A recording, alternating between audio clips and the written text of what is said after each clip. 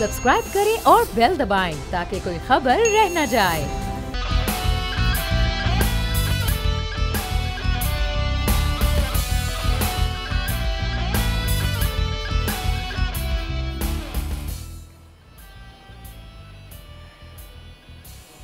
अस्सलामुअलैकुम नाजरीन, प्रोग्राम में आपको कहेंगे खुशामदीद। मैं हूं महविश तबस्सुम और मेरे साथ मौजूद हैं बोल न्यूज़ के एडिटर इन चीफ नज़ीर लगारी साहब। नाज़रीन, पीपल्स पार्टी और पीडीएम की राहें बहुत अर्सा पहले जुदा हो गई थी और उस वक्त ऐसा लग रहा था कि अब पीपल्स पार्टी कभी भी पीडीएम का हिस्सा नहीं बनेगी। कल मौलाना फजलुर रहमान और बिलावल भुट्टो जरदारी की मुलाकात हुई और उसके बाद पता ये चला कि पार्लियामेंट में मुतहदा अपोजिशन बनाने के हवाले से पीपल्स पार्टी ने साथ देने का वादा किया है और पीपल्स पार्टी की जानिब से कहा गया है कि पार्लियामेंट में मुत्तहिद होकर हुकूमत को टफ टाइम देंगे। आज पीडीएम कराची में महंगाई के खिलाफ एहतजाज करने जा रही है, लेकिन पीपल्स पार्टी आज के एहतजाज में हिस्सा नहीं है। पीपल्स पार्टी की जानिब से साफ तौर पर यह कहा गया है कि पीडीएम का हिस्सा नहीं बनेंगे, लेकिन हाँ, पार्लियामेंट में मुतहदा अपोजिशन बनने के लिए तैयार हैं। लगारी साहब, एलानिया तौर पर तो नहीं कहा गया पीपल्स पार्टी की जानिब से, लेकिन जो मुलाकात हुई है और उसके बाद जाहिर है पार्लियामेंट के अंदर तो मुतहदा अपोजिशन बनाने के हवाले से बात की गई है पीपल्स पार्टी की जानिब से, तो क्या ये समझा जाए कि ऐलान नहीं किया गया लेकिन असल में अब पीडीएम के साथ है पीपल्स पार्टी? नहीं, इस तरह नहीं लेना चाहिए। जिस तरह पीपल्स पार्टी कह रही है उसको अपना बयान देने, अपनी बात करने, अपना नुक्ता नज़र बयान करने का पूरा हक है। सही। जिस तरह उसने कहा है कि पीडीएम में शामिल नहीं होंगे, दर हकीकत वो पीपल्स पार्टी जो है वो पीडीएम में नहीं जाएगी। ठीक है। वो इदारों की बात करते थे, उनका असल मकसद भी ये था कि पीडीएम भी इदारों के थ्रू अगर कुछ कर सकती है तो वो करे, इदारों के थ्रू तब्दीली आ सकती है उस पर काम करें। और उससे पहले भी वो यही कह रहे थे कि हमें प्रोसेस की तरफ जाना चाहिए, इलेक्शन की तरफ जाना चाहिए, सेनेट की तरफ जाना चाहिए, असम्बलियों के जो ज़िमनी इंतखाबात हैं उनकी तरफ जाना चाहिए, हमें बाहर नहीं देखना चाहिए और हमें उनको प्रेशर में लाकर भागने पर मजबूर करना चाहिए और उन्हें इस बात पर मजबूर किया जाए कि वो इक़्तिदार से अलग हो जाएं। वो बहुत ताकतवर बने हुए हैं और वो अपने आप को समझते हैं कि किसी की कोई हैसियत नहीं है। वो चूँकि अपोजिशन में ये फूट पड़ गई थी और पीडीएम टूट गई थी, इस वजह से ही हुआ। और पीडीएम के टूटने की वजह भी साफ जाहिर थी कि अब पीपल्स पार्टी अपने मुंह से कहे या न कहे, लेकिन बेनज़ीर भुट्टो के कत्ल में मुलव्वस लोगों की पूरे कानूनी प्रोसेस में जाकर जान छुड़ाने वाले अगर वो ये समझते हैं कि पीपल्स पार्टी जो है वो सरेंडर करके और जमहूरियत दोस्ती की बातें सुनकर अपने कातलों को फरामोश कर देगी, तो ये शायद उनकी गलती थी, उनने ठीक नहीं सोचा था। और जिस तरह का वो चाहते थे कि पीपल्स पार्टी दीवार से लगी रहे और उसे यही जितना वो दीवार से लग सकती है उतना लगाया जाए, तो वो इस तरह से नहीं हो सका है। फिर इन्होंने खुद जाकर कह दिया कि हम चाहते हैं कि हुकूमत मुद्दत पूरी करे, ये पीएमएलएन की तरफ से कहा गया। और अगर वो अब आ रहे हैं इस तरफ को कि पार्लियामेंट का रास्ता अपनाएं, जिस तरह से आज जाहिर हो रहा है कि पीएमएल काफ भी अपनी रिजर्वेशन जाहिर कर रही है, तो एक ऑप्शन मौजूद है कि वो तब्दीली के रास्ता अख्तियार करें। इस मुल्क के लोगों के अंदर सकत नहीं रही है कि इस हुकूमत के मज़ीद वार सह सकें। अब उन लोगों के पास भी इस मुल्क के अंदर कोई शख्स भी ऐसा नहीं है, लेकिन आप 1% से भी कम लोगों को बचा कर कह सकते हैं कि भाई ठीक है, इस मुल्क में इतने लोग खुशहाल होंगे, उनकी वजह से कोई मसला नहीं होगा। लेकिन बाकी पूरी आबादी जो है वो शदीद गुर्बत का और शदीद मसाइल का शिकार है। उनके लिए बहरहाल इस तब्दीली का खात्मा ज़रूरी है। बिल्कुल। अच्छा, लेकिन लगाई साहब, क्या लगता है आपको, मौलाना फजलुर रहमान आने वाले दिनों में पीपल्स पार्टी को कन्विंस करने की कोशिश करेंगे कि वो दोबारा पीडीएम का हिस्सा बन जाए? मेरे ख्याल में पीडीएम एक इत्तेहाद था जो ख़त्म हो चुका है और पीडीएम जब बनाया गया था तो उस वक्त पीपल्स पार्टी मेज़बान के तौर पर बैठी थी। और जिन लोगों ने, क्या ये मुमकिन है कि मौलाना फजलुर रहमान इस बात के लिए माजरत करें कि उन्होंने नोटिस गलत भिजवाए थे? मौलाना अब्दुल गफूर हैदरी जिस तरह से बातें की थी वो बातें वापस तो नहीं हो सकती हैं। जो बातें शाहिद खाकान अब्बासी साहब ने कही थी वो बातें वापस नहीं हो सकती हैं। उनने संगीन इल्ज़ामात लगाए थे और गलत बातें की थी। पीपल्स पार्टी ने लीडर ऑफ अपोजिशन के मामले में इसलिए अपना उम्मीदवार खड़ा किया और कामयाब कराया कि एक तो ये कि अक्सरियत में थे और दूसरी बात ये कि जिस उम्मीदवार को पीएमएल लाई थी उस उम्मीदवार से ये पीपल्स पार्टी की शिकायत थी और दुरुस्त शिकायत थी कि बेनज़ीर भुट्टो के कत्ल में मुलविस लोगों के लिए उन्होंने रिहाई का रास्ता अख्तियार किया था उस उम्मीदवार ने। अच्छा। और वो इस बात को ठीक नहीं समझते थे। ना कहें पीपल्स पार्टी वाले, लेकिन असल बात यही थी। अच्छा, आपने कहा कि पीडीएम एक इत्तेहाद था जो कि अब टूट चुका है, लेकिन पीडीएम में पीपल्स पार्टी को निकाल के बाकी की तमाम जो जमातें हैं वो तो आज कराची में महंगाई के खिलाफ एहतजाज करने जा रही हैं। तो पीपल्स पार्टी भी एहतजाज कर रही है, अंदरूनी सिंध ने एहतजाज किया, कराची में किया है और जगहों पर भी करेगी। वो एक पार्टी के तौर पर करेगी, पार्लियामेंट से बाहर। पार्लियामेंट के अंदर जो है जो कुछ भी अपोजिशन करेगी और हुकूमत के खिलाफ जिस तरह के भी इकदाम करेगी, पीपल्स पार्टी ने कहा है कि हम उसकी हिमायत करेंगे। ये बिल्कुल साफ सी बात है कि हाउस के अंदर आप एक जगह पर हैं, एक पेज पर हैं। अगर पार्लियामेंट में अपोजिशन मुश्तरका कोई फैसला करती है तो पीपल्स पार्टी उसकी हाँ में हाँ मिलाएगी, लेकिन पार्लियामेंट से बाहर मैदान में उसका रास्ता अलग है और उसका रास्ता अलग है, दोनों अलग अलग रास्ते पर चलेंगे। लेकिन कराची में आज जिस तरह से एहतजाज करने जा रहे हैं, मौलाना फजलुर रहमान क़यादत करेंगे, शहबाज शरीफ भी आज के एहतजाज से खिताब भी करेंगे। पीपल्स पार्टी नहीं है, ज़ाहिर है कराची पीपल्स पार्टी का है, तो इस एहतजाज की कोई अहमियत है? नहीं, एहतजाज तो कहीं भी उसकी अपनी अहमियत है। ये नहीं है कि PMLN और मौलाना फजलुर रहमान की जमात जमीयत उलमा इस्लाम जो है वो एहतजाज नहीं कर सकती। वो एहतजाज कर सकते हैं और ठोस एहतजाज होगा, भरपूर एहतजाज होगा और हुकूमत को ये दिखाया जाएगा कि उसकी पॉलिसियों को लोग पसंद नहीं करते हैं, लेकिन उसमें पीपल्स पार्टी का झंडा नहीं होगा। ये साफ सी बात है। और पीपल्स पार्टी ने भी यही कहा है कि वो अपने तौर पर जो मैदान की कार्रवाइयाँ हैं, जो सियासत की कार्रवाइयाँ हैं, जो सियासी मैदान में सड़कों और गलियों में और जो जलसा गाहों में होंगे, वो उनके अपने अपने प्रोग्राम होंगे, एक साथ मिलकर वो प्रोग्राम नहीं करेंगे। अच्छा, पार्लियामेंट के अंदर मुत्तहिदा अपोजिशन बनने की बात हो रही है, तो अब आपको क्या लग रहा है लगाई साहब, पार्लियामेंट के अंदर अब ये जो सारी अपोजिशन है ये हुकूमत को टफ टाइम देने जा रही है?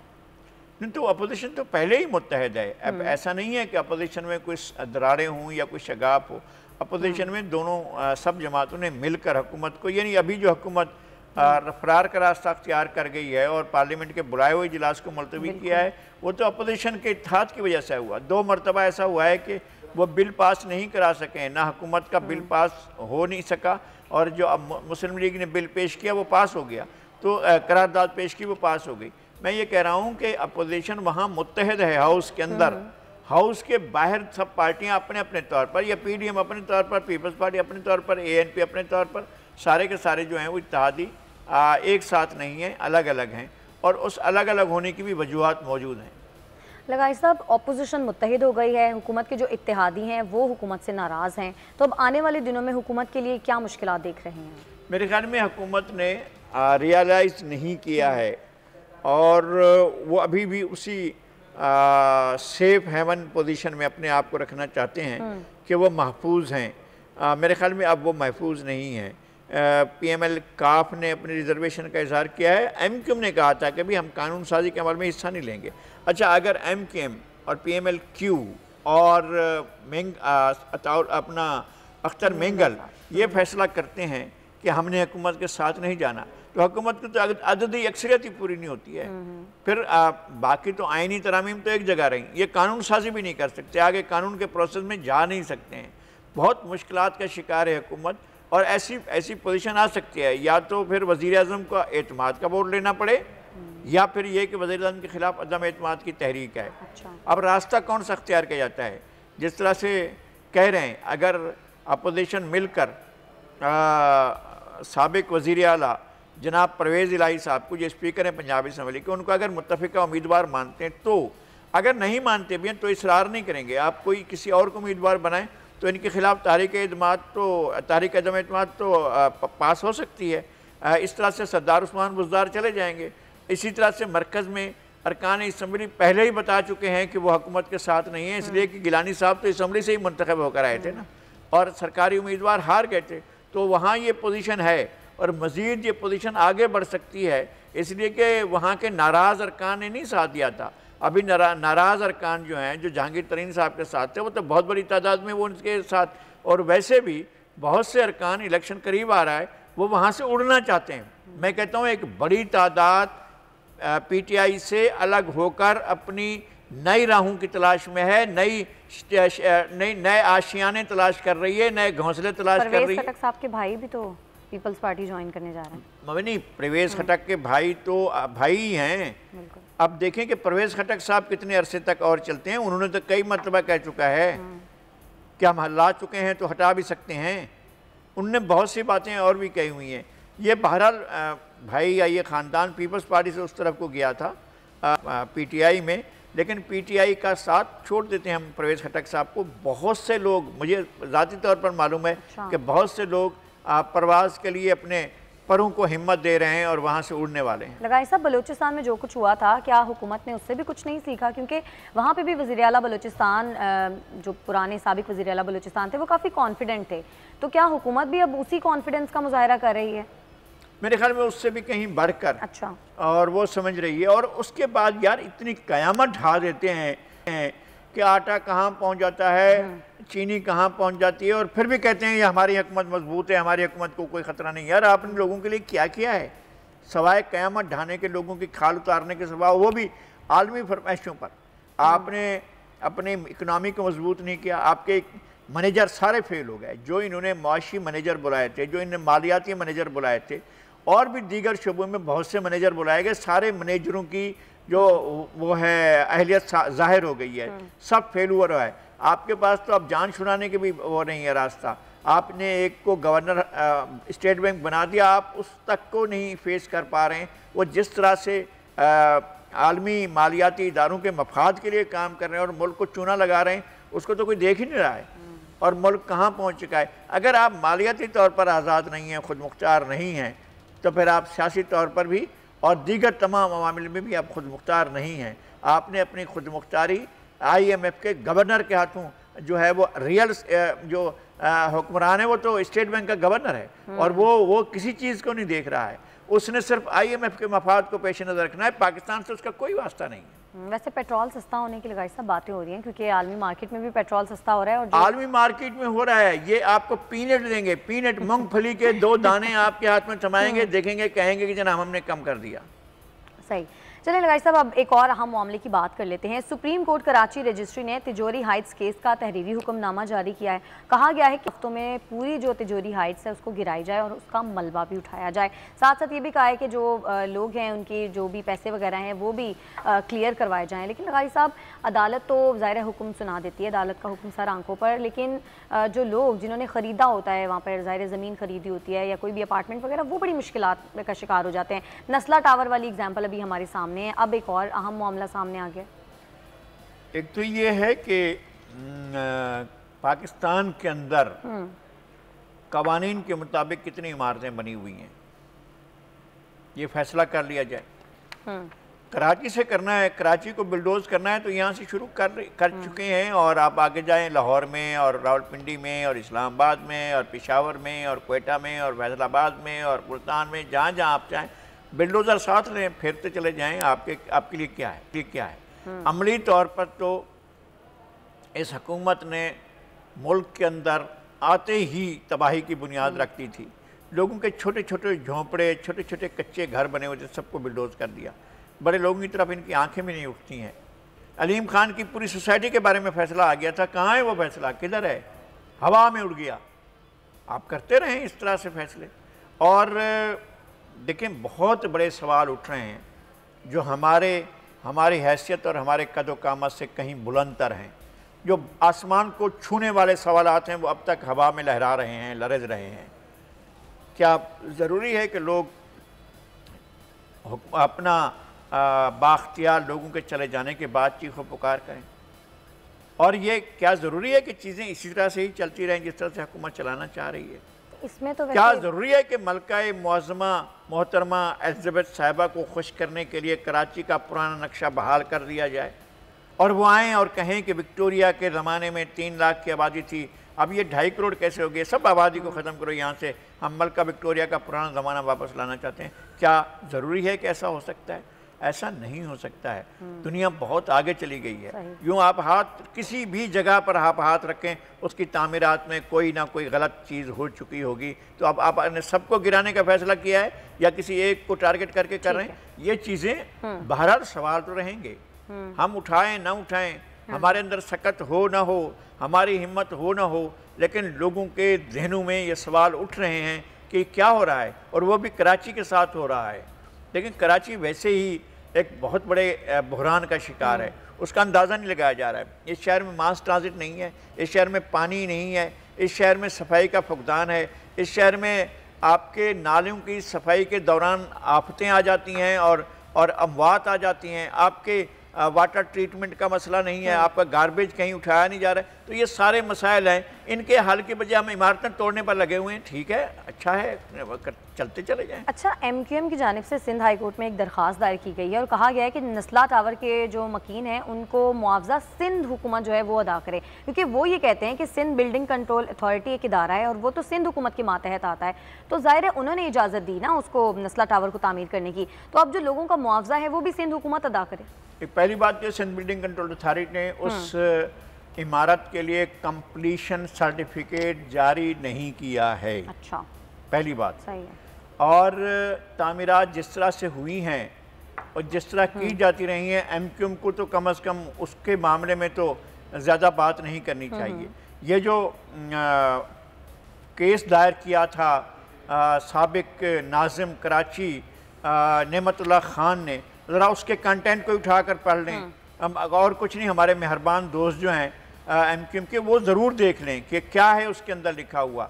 और किसी एक शख्सियत के नाम पर नात नाज़ाबाद, फेडरल बी एरिया, गुलशन इकबाल के पार्क, खेलों के मैदान और वहाँ पर एम्यूनिटी प्लाट्स, उनको किस तरह इस्तेमाल किया गया, कैसे वहाँ पर कॉलोनी आबाद की गई, कैसे वहाँ पर जहाँ बच्चे खेलते थे वो जगह नहीं रही हैं, जहाँ पार्क थे वो जगह नहीं रही हैं, अब भी कब्जे जो हैं उनके हुए पड़े हैं, मौजूद हैं, उन पर कोई बात नहीं करेगा। किसी की भी जो है ईमानी हरारत जो है वहाँ हरकत में नहीं आएगी, वो इसी तरह चलता रहेगा। और फिर उसके बाद ये जो लोगों का इक्का यानी सेलेक्टेड जो है वो लोगों को डिमोलिश किया जाता रहेगा, उनके साथ इस तरह होगा। भाई आप जाकर तो देखें ना किस तरह से कब्जे हुए, किस तरह से जो है एम्यूनिटी प्लाट्स पर, जिस तरह से खेल के मैदानों को और जिस तरह से पार्कों को जो है बदला गया है, वो सारी सूरत हाल तो आकर देखी जाए, वो तो नहीं देखी गई ना। लेकिन लगाई साहब, इस तरह की जो इमारतें तामीर होती हैं उसमें सिंध बिल्डिंग कंट्रोल अथॉरिटी के जो अफसरान हैं उनको तो कोई सजाएं नहीं दी जाती हैं, बेचारे जो तो सिंध बिल्डिंग कंट्रोल अथॉरिटी के मुतल्लिका अरकान को, अफराद को, लोगों को पकड़ा जाए, उनसे बात की जाए। अगर आप डालेंगे कि जनाब सिंध हुकूमत अपने रिवेन्यू में से सब कुछ लोगों को अदायगियाँ करती है, इसी काम में लग जाए, इसलिए कि कराची तो बिल्डोज होगा।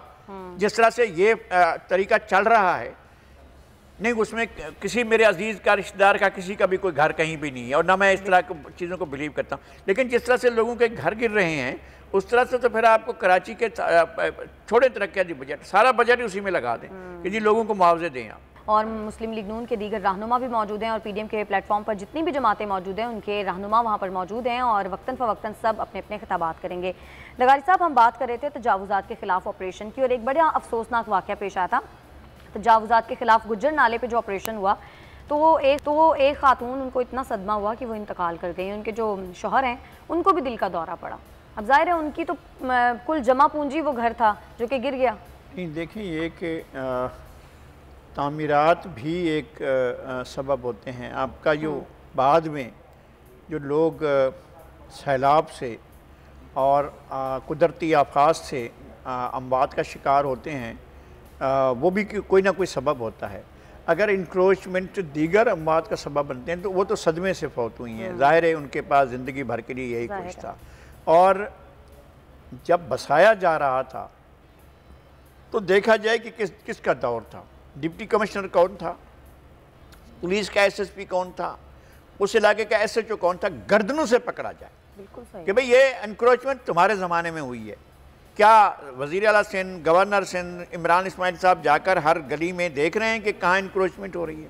जिनको पता है कि इंक्रोचमेंट, जो पैसे लेकर इंक्रोचमेंट करा रहे हैं, हमें बताया है कराची का पूरे इलाकों का बताता है किस दौर में किस थानेदार ने, किस SHO ने कब्जे करवाए थे, किस तरह से बैठकर लोग जो हैं कब्जे कर रहे थे और किस तरह से लोग ज़मीनों को बेच रहे थे, आबादियाँ बेच रहे थे। और अलाटेड जगहों पर, यानी ऐसी जगहों पर जहाँ पर बाकायदा गवर्नमेंट अलाट कर चुकी है, KMC अलाट कर चुकी है, जिन जगहों को जो है वो KDA अलाट कर चुका है, जिन जगहों को LD अलाट कर चुका है, जिन जगहों को MD अलाट कर चुका है, जिन जगहों पर हुकूमत खुद अलाटमेंट दे चुकी है, वहाँ पर कब्जे हो रहे हैं। और जब कब्जे हो रहे होते हैं तो सारे आंख बंद कर बैठे होते हैं, क्योंकि वो जो SHO लगा रखा है, वो SHO ने ऊपर तक पहुंचाने होते हैं पैसे। तो इस सारी सूरत हाल का फिर कहेंगे अच्छा जी अच्छा ये सारा हो गया, अब हम गिरा रहे हैं इसको, सिंध हुकूमत जो है इस पर अपना मुआवजा अदा करे। न सिंध हुकूमत मुआवजा अदा करे, लोगों को बेघर नहीं होना चाहिए, लेकिन जब आबादकारी हो रही थी उस वक्त कहाँ होते हैं सारे के सारे इदारे, क्या कर रहे होते हैं? क्या ये सारी इमारतें जो हैं वो सिंध बिल्डिंग कंट्रोल अथॉरिटी की मर्जी के बगैर बनी है? हर चीज़ का मालूम है, हर एक को मालूम है किस तरह से बनाया जाता रहा है। तो आप उनको नहीं पकड़ते। आपके पास तो एलोकेशन बजट की हो जाती होती है ना, कि ये आपका सिंध का डेवलपमेंट बजट है, ये नॉन डेवलपमेंट बजट है, ये फलां शोबे का है, ये फलां शोबे का है। अब आपने इस तरह से एक गलत आबादकारी हो चुकी है, फिर एक और गलत आबादकारी के मुआवजे के तौर पर अदा करना है। तो कराची को आप पहले तय करें कि किस तरह रखना है, और कराची को अगर बिल्डोज करना है तो बिल्डोज करें ना भाई। कराची को अगर यही एक हल हो गया है कि जनाब सब कुछ ख़त्म कर देना है, लोगों के बने बनाए घर पहले माजी में भी तोड़े जाते रहे, और जिस ज़माने में तोड़े जा रहे थे बराबर में बन रहे थे, गैर कानूनी तौर पर बन रहे थे। यहाँ तोड़े जा रहे थे एक जगह पर, दूसरी जगह पर गैर कानूनी तौर पर बन रहे थे, सामने वाली जगह पर बन रहे थे, इस तरफ तोड़े जा रहे थे। और ये क्या हो रहा था? ये पॉलिटिकल कंसिडरेशन थी। ये हमारी जो कानून नाफिज करने वाले इदारे हैं, ये जो पुलिस है, ये इसके सामने बन रहे थे। और जो डिप्टी कमिश्नर का अमला होता है या जो KMC का अमला होता है, वो सामने खड़े होकर बनवा रहा था। अब मैं बताता हूँ KMC ने कहाँ पर, यानी फेडरल बी एरिया में क्लिफ्टन की लीजें दे रखी हैं, क्लिफ्टन में फेडरल बी एरिया की लीजें दे रखी हैं। वो जहाँ चाहते हैं लीज उठाकर दे देते हैं, लीज की तकद्दुस नहीं रह गया है। तो उसका क्या होगा फिर? सारा का या गलत चीज़ हो गई है तो फिर सबको बिल्डोज करें, नए सिरे से शहर को तामीर करें, क्या करेंगे आप? ठीक है, चलें ब्रेक ले लेते हैं। ब्रेक से जब हम वापस आएंगे तो कुछ और अहम मामलात हैं, इन पर बात करेंगे, साथ रहिएगा।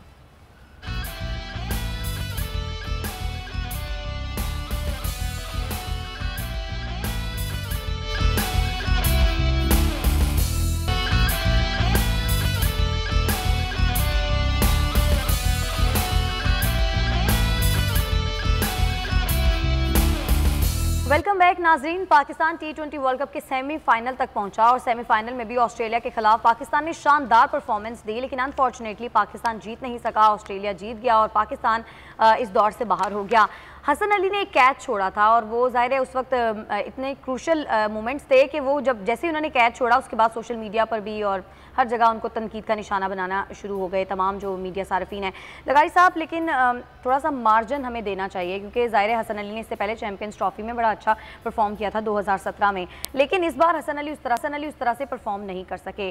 पाकिस्तान में तो चलो ज़ाहिर है लोगों के जज्बात जुड़े होते हैं मैच के साथ, तो लोग मीम्स बना रहे हैं हसन अली के खिलाफ या मजाक उड़ा रहे हैं जो भी, लेकिन जो भारत है, भारत तो पूरा एक प्रोपेगेंडा कर रहा है हसन अली के खिलाफ। उनको शिया मुसलमान होने पर, फिरका वराना फसादात फैलाने के ऊपर वो इस तरह की बातें करें कि उनकी शादी चूंकि इंडियन लड़की के साथ हुई है तो इसलिए पाकिस्तानी जो इनको तनकीद का निशाना बना रहे हैं, इस तरह की चीज़ें बहुत ज़्यादा भारत कर रहा है। खैर भारत तो अपना कोई मौका जो है वो नहीं छोड़ेगा जो आपके खिलाफ जाता हो। देखें ये मैच जो है आप तसलसल से जीत रहे हैं ना। इंडिया को जिस तरह से हराया उस दिन के लिए शेख रशीद ने कहा था मेरे लिए वर्ल्ड कप हो गया, और हम सब और सब लोग यही समझ रहे थे। लेकिन जिस जगह पर हसन ने कैच छोड़ा है, तनकीद मैंने भी की है और सोशल मीडिया पर ही की है। मैं और अपनी तनकीद को मैं वापस भी नहीं लेता, गलत भी नहीं समझता कि उन्होंने उससे पहले कहा जा रहा था कि इनकी कारकर्दगी जो है वो सवाल या निशान है। तो टीम पर आपके पास वो जो आप स्क्वाड लाए थे वो भी मौजूद था, और जो स्क्वाड आपके उसके अलावा जो लोग आपके ज़ख्मी होने की सूरत में जिन लोगों को आपने लेना था वो लोग भी मौजूद थे। तो आप रिप्लेसमेंट कर सकते थे। अगर कारकर्दगी ठीक नहीं जा रही थी तो आपको चेंज कर लेना चाहिए था, इसमें कोई बुराई की बात नहीं थी। हसन अली की कारकर्दगी सवाल या निशान इस सेमीफाइनल से पहले बन चुकी थी। हम जब ये सेमीफाइनल होने वाला था उससे पहले हम इस खतरे का इजहार कर चुके थे कि हसन अली की वजह से कोई बड़ा अपसेट हो सकता है, और अपसेट उसी की वजह से हुआ है। अच्छा, हसन अली ने चैंपियन ट्रॉफी में शानदार कारकर्दगी की तो हमने सलाम पेश किया, अपने आंखें बिछाई थी। इस दफ्तर में हमारे यहाँ तशरीफ लाए थे। हसन अली हमारे साथ बैठे थे, हसन अली थे, फ़खर जमान थे, हफीज़ थे, जो है वो अपना सरफराज थे, सारी टीम आई थी। और हमने उनको वेलकम किया था, हमने उनको बहुत इज्जत दी थी और वो इज्जत के काबिल थे। उनने जम कर और डट कर ये इस ऐसे मुकाबले में जहाँ पर हमने हमारी बैटिंग लाइन जो है वो फेल नहीं हुई, उन्होंने जो है वो खासा, और उसके बावजूद कि मौसम हक में नहीं था, इसके बावजूद कि शबनम पड़ रही थी, उसके बावजूद उन्होंने एक लंबा टारगेट दिया है। अब इसको रोकना जो है वो तो फील्डर का, हमारा सबरा मसला फील्डर का है। हम ले आते हैं बॉलिंग के लिए बेहतरीन कोच ले आते हैं, हम बैट्समैन के लिए बेहतरीन, भाई फील्डिंग खुदा के वास्ते पाकिस्तान की सबसे कमज़ोरी, बड़ी कमज़ोरी जो है फील्डिंग की है। हम फील्डिंग में नहीं, हवा में उड़ते हुए जाकर कैच लेते हैं। मैंने देखा है दूसरी टीमों के लोग जो हैं किस तरह से कैच, और ये तो इतना इजी कैच था, अनारी भी कोई जाता तो उस कैच को ले लेता और इनके हाथ से छूट गया। तो तनकीद, गुस्सा भी आता है, तनकीद भी होती है। और इस तनकीद के बारे में जो कुछ कहा है हमारे कप्तान साहब ने, वो बड़े दिल के हैं, बाबर आजम। हालांकि सदमा उन्हें भी हुआ है इसलिए कि वो तो जीतते चले जा रहे थे और आगे तो हलवा रखा हुआ था। न्यूजीलैंड को अभी आप हरा कर आए थे, न्यूजीलैंड को हराना तो कोई मसला ही नहीं था, ये आपके सामने आ चुका था कि फाइनल जो है आपने न्यूजीलैंड के खिलाफ खेलना है। और इंग्लैंड अपना ऑस्ट्रेलिया को टीम, ऑस्ट्रेलिया को तो इंग्लैंड ने जो है वो भरकस निकाल दिया था। उसके बाद जनूबी अफ्रीका ने के साथ उनके साथ यही हुआ, और जनूबी अफ्रीका को तो सिर्फ इसकी मार पड़ी कि मार्जिन में उसके नंबर वो कम थे, उसके रन्स जो है उनकी रेट्स कम थे, वरना ये इसमें सेमीफाइनल में तो साउथ अफ्रीका को आना चाहिए था। इंग्लैंड आ गया, इंग्लैंड तो आपके लिए बहुत आसान हदफ था, तो ऑस्ट्रेलिया आ गया, ऑस्ट्रेलिया आसान हदफ था, आप ऑस्ट्रेलिया को जो है वो बिल्कुल लिटा सकते थे। लेकिन देखें गलतियां जो होती हैं ना, एक एक गलती भी वो आपके लिए, और आखिर में शाहीन अफरीदी ने जिस तरह छक्के दिए, छक्के नहीं, उनकी बॉलिंग में बहुत कम ऐसा होता है कि लोग इस तरह जारहाना तौर पर खेल सकते हैं। और मैथ्यूज़ को हमें कहना चाहिए कि उसने एक बॉलर, एक बैट्समैन का सबूत दिया कि जिस तरह जमकर उसने बैट्समैनिंग की, और वो हमारा उससे पहले जो हम अफगानिस्तान के खिलाफ हमारे 4 चौके न लगते तो हम तो अफगानिस्तान से भी ढेर हो चुके थे ना। तो हमारे जिस तरह से उनने हमारे खिलाड़ी ने किया था, इस तरह से यहाँ पर भी अगर गैर जिम्मेदारी होगी, अगर उनका जहन बटा हुआ था, अगर वो कारकर्दगी नहीं दिखा पा रहे थे, अगर किसी मसले का शिकार थे, तो ये टीम मैनेजमेंट को ये फैसला करना चाहिए था कि उन्हें ड्रॉप कर दिया जाता। आपके पास और खिलाड़ी बैठे हुए थे, उनको लिया था। लेकिन मोहम्मद रिजवान को बहुत ज़्यादा लोग चाह रहे हैं, पसंद करें, सोशल मीडिया पे बड़ी तारीफ हो रही है, क्योंकि मैच से पहले 2 दिन वो ICU में रहे। नहीं देखें जिस तरह से वो अस्पताल में था और जिस तरह से वो अस्पताल में हमने उसको देखा है, जिस तरह से उसके सीने पर मशीनें लगी हुई थी और जिस तरह से उसको देखा नहीं जा सकता था, इस हालत से निकल कर वहाँ आना और वहाँ पर खेलना, रिजवान ने इस पूरे टूर्नामेंट के दौरान जिस जिम्मेदारी का मुजाहरा किया है वो वाकई ऐसा है कि उसे खिराज तहसीन पेश किया जाए। वो बहुत बड़ा प्लेयर होकर और विकेट के पीछे खड़े होकर भी उसने कमाल किया, और उसने अपनी तरफ से जो है वो गेंद को निकलने नहीं दिया, बॉल को नहीं निकलने दिया, और उसने जम कर खेला और उन्होंने ठीक खेला। लेकिन मैं कह रहा हूँ कि हसन अली के साथ किसी की भी ज़ाती वो नहीं है। हाँ, इस बुनियाद पर निशाना बनाना कि वो फलां मसलक को मानने वाला है और उसकी बीवी फलां है, ये तो बहुत ही शर्मनाक और घटिया बात है। इससे ज़्यादा घटिया बात हो ही नहीं सकती। पूरा जो प्रोपेगेंडा है ये भारत की तरफ से किया जा रहा है और उन्हीं के जो ट्विटर हैंडल, उन्होंने जो अकाउंट्स बनाए उनसे ही किया जा रहा है। इवन जो हसन अली की वाइफ है सामिया, उनका एक फेक ट्विटर अकाउंट बनाया गया और उधर से ट्वीट्स की जा रही हैं कि सामिया, जैसे लग रहा है कि सामिया कह रही हैं कि हमें पाकिस्तान की तरफ से बहुत ज़्यादा धमकियां मिल रही हैं और अगर इसी तरह की धमकियां मिली तो हम भारत में ही रहेंगे और हम वापस नहीं आएंगे। उन्होंने अब अपने इंस्टाग्राम अकाउंट पे क्लैरिफिकेशन दी है और उन्होंने कहा है मेरा तो कोई ट्विटर अकाउंट ही नहीं है और हमें तो कोई धमकियाँ नहीं मिल रही पाकिस्तान से। ये सारा जो प्रोपेगेंडा है वो भारत कर रहा है। नहीं, वो तो सही है। मैं कहता हूँ कि इस बुनियाद पर भारत, तो मैंने कहा ना कि वो कोई मौका ज़ाय नहीं करता है। अगर आपको कहीं भी लेट डाउन करना है, झूठ, मकर, फरेब, घटिया किस्म के हरबे, ये तो इंडिया का एक वतीरा है, वो हमेशा इसी तरह करता है। और जब ये झूठों, मक्कारों, अयारों, बदमाशों, गुंडों, दहशतगर्दों का सरबराह मोदी मुल्क पर हुक्मरान है तो उसमें तो ऐसे ही होगा। लेकिन हमारे अपने लोगों को ये ज़रूर सोचना चाहिए कि ऐसे डल्टी गेम में जिसमें किसी के मसलक को निशाना बनाया गया हो, जिसमें किसी के अज़दवाजी रिश्ते को निशाना बनाया गया हो, हमें उससे गुरेज करना चाहिए। वो हमारे लिए बच्चों की तरह हैं, उनकी अहलिया, और हमारे लिए बिल्कुल हम काबिल एहतराम हैं, हम उनकी इज़्ज़त करते हैं, हसन अली की इज़्ज़त करते हैं। हमारा एक बहुत बड़ा असासा है, बहुत बड़ा, और वो बहरहाल हम आउट हो गए, हम नहीं पहुँच सके, फाइनल में हम नहीं खेल सके फाइनल में, उसके बावजूद हसन अली एक बड़ा स्टार है और बड़ा स्टार रहेगा।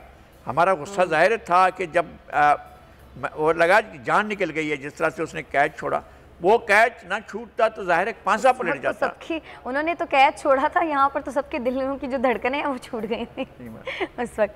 चलें आगे बढ़ते हैं। लगाई साहब, अफगानिस्तान के हवाले से बात करते हैं। अफगानिस्तान के सूबे नंगरहार की मस्जिद में धमाका हुआ, 3 अफराद हलाक जबकि 15। वैसे तो इस धमाके की जिम्मेदारी अभी तक किसी ने कबूल नहीं की, लेकिन जो सूबा नंगरहार है उसको दाइश का गढ़ समझा जाता है। तो क्या ये समझा जाए कि दाइश फिर से मजबूत हो रही है? देखें, बात यह है कि अगरचे नॉन स्टेट एक्टर होते हैं लेकिन इनकी परवरिश कहीं ना कहीं होती है। क्या आप इस बात से देखें, एक बात मैं आपको, बहुत पुरानी बात है, याद दिलाता हूँ। बहुत पुरानी तो नहीं, जॉर्ज बुश के दौर में है, जब वहाँ पर बहार अरब आई थी, उससे पहले जब ये हिलरी क्लिंटन ने वारदातें की थी और पूरे के पूरे अरब दुनिया में तब्दीलियाँ और हुकूमतों की तब्दीली का अमल शुरू किया था, उससे भी पहले जब अफ्रीका का इन्होंने transformation of the middle east के लिए एक पॉलिसी बनाई थी अमेरिका ने, तो उसमें यह भी शामिल था कि दहशतगर्दी को वो भी इंस्ट्रूमेंट के तौर पर इस्तेमाल करेंगे। तो ये उनके पाले हुए इंस्ट्रूमेंट थे, उनके बनाए हुए इंस्ट्रूमेंट थे। अब जहाँ जहाँ भेजेंगे तो वो खुद भेजेंगे, तो इसको नहीं नज़रअंदाज किया जा सकता। जब ये ट्रांसफॉर्मेशन हो रही थी तो उसने कहा था कि ये बच्चा पैदा करने के दर्द की निशानियां हैं जो यहाँ पर हो रहे हैं मिडल ईस्ट में। मिडल ईस्ट की वारदातें जो हो रही हैं, मिडल ईस्ट में जो गम हो रहा है, जो दहशतगर्दी हो रही है, ये मिडल ईस्ट की ट्रांसफॉर्मेशन का अमल है। ये कोंडालीज़ा राइस ने कहा था। अब कोंडालीज़ा राइस ने जो कुछ कहा था, हम तो उसको देखेंगे ना कि वो किस नज़र से कह रही हैं। इस तरह की दहशतगर्दी पाली गई, इस तरह से उन्होंने गुंडे पाले, इस तरह से उन्होंने जो है वो अपने तंजीमें बनाई, और ये इनको आ गया था कि ये खलीफे बन गए थे दाइश वाले, और उन्होंने पूरे मिडल ईस्ट को अजाब बना दिया। अब अफ़गानिस्तान में हैं तो अफ़गानिस्तान को अजाब बना रहे हैं, और कहीं और भी होंगे। तो एक इनकी इंटरनेशनल परवरिश होती है। प्रोग्राम में वापस आते हैं और बात कर लेते हैं पाकिस्तान शोबिज़ इंडस्ट्री का एक और रोशन सितारा डूब गया। सीनियर अदाकार सुहेल असगर इंतकाल कर गए। लगाई साहब, वो 1.5 साल से अलील थे और अनफॉर्चुनेटली उनका इंतकाल हो गया। उनकी शख्सियत के हवाले से आप क्या कहेंगे? बहुत बड़ा अदाकार इस दुनिया से चला गया है। सुहेल असगर एक बड़ा वर्सटाइल फनकार था। हो का कमाल था। 1 रुपया वो जो ड्रामे का उसका वो एक ड्रामा था जिसके अंदर वो आया था और जिस छा गया था। सुहेल असगर ने चांद गिरहन में जहानिया शाह का किरदार अदा किया था और उनके वालिद का किरदार शफ़ी मोहम्मद शाह ने किया था। शफ़ी मोहम्मद शाह दुनिया से चले गए, अब सुहेल असगर चले गए, लाल शाह का बेटा जहानिया शाह चला गया। क्या आर्ट था, क्या फ़न था, क्या महारत थी और किस तरह से उन्होंने वो किरदार निभाए थे। और सुहेल असगर ने स्टेट ड्रामे किए, उस उर्दू में भी किए, सराइकी में भी किए, और एक बहुत बड़े फ़नकार थे। और सुहेल असगर ने जो परफॉर्मेंस दी, जिस तरह से वो किरदार में ढल जाते थे, वो किरदार बन जाते थे। जिस किरदार में वो आते थे वो वही किरदार बन जाते थे। सुहेल असगर निकाल देते थे अपनी ज़ात को, उस आर्ट से, उस ड्रामे से, उस सीन से, उस मंज़र से अपनी ज़ात को निकाल देते थे और उस किरदार को डाल देते थे। जो भी बात करता था वो किरदार करता था, सुहेल असगर नहीं करते थे। सुहेल असगर अपने आप को उसकी ज़ात के अंदर, उसके पूरे कल्चर समेत, पूरी तहजीब समेत, पूरे के पूरे इन्वायरमेंट समेत उस करैक्टर के अंदर अपनी रूह डाल देते थे, अपनी जान डाल देते थे और वो किरदार वही बन जाते थे। ये तो कमाल है। लाग में, खुदा की बस्ती में और ड्रामों में उन्होंने कमाल का किरदार अदा किया। नाकाबिल फरामोश किरदार। हमें शदीद दुख है, हम एक अच्छे दोस्त से और एक अच्छे फनकार से महरूम हुए। बहुत बड़ा फनकार। बिल्कुल, अल्लाह ताला उनकी मग़फ़रत करे। लगारी साहब, तकरीबन 2 साल के बाद कराची में अब खुल गए हैं और हॉलीवुड फिल्में पेश की जा रही हैं। मैं आज यही बात कर रही थी, मैंने कहा लगता है अरसा गुजर गया अब तो सिनेमा में मूवी देखे हुए, क्योंकि एक अरसे से कोरोना की वजह से ये तमाम चीज़ें बंद थी। कोरोना की वजह से नहीं, कोरोना फिल्मों को लगा था 1980s के दौर में, जब जनरल ज़िया-उल हक का दौर था। वो आखिरी दौर था जब हमारे यहाँ आखिरी फिल्म आईना, जो एक जमहूरी दौर में चली थी और गैर जमहूरी दौर तक चलती रही, बरसों तक एक सिनेमा पर वो फिल्म चलती रही थी। वो आखिरी ज़माना था। उसके बाद फिल्म को हमारे यहाँ ख़त्म कर दिया गया। अब इस शहर के अंदर 200 से ज़ायद सिनेमा थे। सिर्फ एक नाज़माबाद में अगर आप चले जाते तो आपको गली गली में आपको सिनेमा मिल जाते, लिबर्टी, नायाब, रिलैक्स, रैक्स और बेशुमार। एक नाज़माबाद में, लियाकताबाद में आपको सिनेमा, फेडरल बी एरिया में आपको सिनेमा मिल जाते, आपको जो है यूनिवर्सिटी रोड पर आपको सिनेमा मिल जाते, जगह जगह पर। सिर्फ बंदर रोड के इलाके में जो एम.ए. जिन्ना रोड है, इसके इस तरफ और दूसरी तरफ जो है वो दर्जनों सिनेमा थे, दर्जनों सिनेमा होते थे। सब सिनेमा जो है वो बिल्डिंग में, शॉपिंग मॉल में तब्दील हो गए। ये ऑप्शन रखा जाना चाहिए था कि अगर कोई सिनेमा को तोड़ कर बना रहेगा तो एक फ्लोर पर सिनेमा बाकी रहेगा। ये ऑप्शन नहीं रखा गया। असल में कल्चर को ख़त्म करना था और दहशतगर्दी को प्रमोट करना था, ये सीधी बात है। और ये हुआ था। हमने यही किया, हमने आर्ट को ख़त्म किया, हमने सिनेमा को ख़त्म किया, हमने थिएटर को ख़त्म किया, हमने ड्रामे को ख़त्म किया। हमने कोई चीज़ नहीं दी लोगों की तफरीह के लिए, और लोगों को कहा गया एक रास्ता है, बंदूक पकड़ो और चले जाओ। और वो लोग, हम तो खुश हैं कि चलो एटलीस्ट सिनेमास तो खुले, क्योंकि हमारे लिए तो ये बहुत बड़ी एंटरटेनमेंट है। मैं कहता हूँ कि अभी और सिनेमाओं की ज़रूरत है। कराची में कल्चर उस वक्त बहाल होगा यहाँ पर जब यहाँ पर 100-150 से ज़ायद सिनेमा होंगे। अच्छा। जहाँ पर खेल के मैदान होंगे, यहाँ पर इंटरटेनमेंट के मौके होंगे, यहाँ पर बड़े बड़े मैदानों में कंसर्ट होंगे और बड़े बड़े लोगों के कंसर्ट होंगे दुनिया भर से। सऊदी अरब में हो रहे हैं यार, सऊदी अरब में बड़े आर्टिस्ट हॉलीवुड से आ रहे हैं, बड़े आर्टिस्ट जो है अमेरिका और बरतानिया से आ रहे हैं, उनके बड़े बड़े कंसर्ट हो रहे हैं।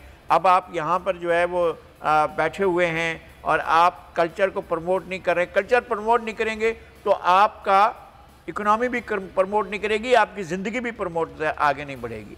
आपने सोसाइटी को बंद करके रख दिया। ढाका फेस्टिवल होता है हर साल, आप देखें तो सही किस तरह से लाखों लोग शरीक होते हैं और किस तरह से पूरे के पूरे बरसगीर का म्यूज़िक वहाँ, पाकिस्तानी म्यूज़िक, पाकिस्तान के हर इलाके, जुगनी वहाँ गाई जा रही है, शहबाज कलंदर वहाँ हो रहा है, और जनाब यारी आपकी हर ज़ुबान के, पंजाबी के, सिंधी के, सराइकी के गाने वहाँ ढाका में गाए जा रहे हैं और लोग सुन रहे हैं वहाँ पर। हमारे यहाँ एक खामोशी है, एक अशराफिया का है, कुछ ना कुछ वो अपने घरों में इंटरटेनमेंट का बंदोबस्त कर लेते हैं और खामोशी से वो इंटरटेन हो जाते हैं। लेकिन आम आदमी जो है उसकी इंटरटेनमेंट के लिए भूख है, अफलास है, बीमारी है, तंग दस्ती है, गुर्बत है और अपने बच्चों की महरूमियाँ हैं, बच्चों को दूध न दे पाना, ये हमारे मुकद्दर में है, हमारे गरीब तबकात के मुकद्दर में है। और हमारे जो ऊँचे तबकात हैं वो ऐश करते हैं। ये तबकात जो है उनके लिए कोई तफरीह नहीं है सवाए इसके कि अपने बच्चों की पिटाई करें, अपनी बीवी की पिटाई करें, अपने अहले खाना के साथ लड़ाई करें, रिश्तेदारों के साथ लड़ाई करें। इसके अलावा और कोई इंटरटेनमेंट नहीं है। इसको इंटरटेनमेंट के तौर पर लोग लेते हैं। बिल्कुल ऐसा। चलें, बहुत शुक्रिया आपका लगा। नाज़रीन, आज के प्रोग्राम से इतना ही। कल फिर से आपकी खिदमत में हाजिर होंगे, तब तक के लिए हमें इजाज़त दें। अल्लाह के बाद।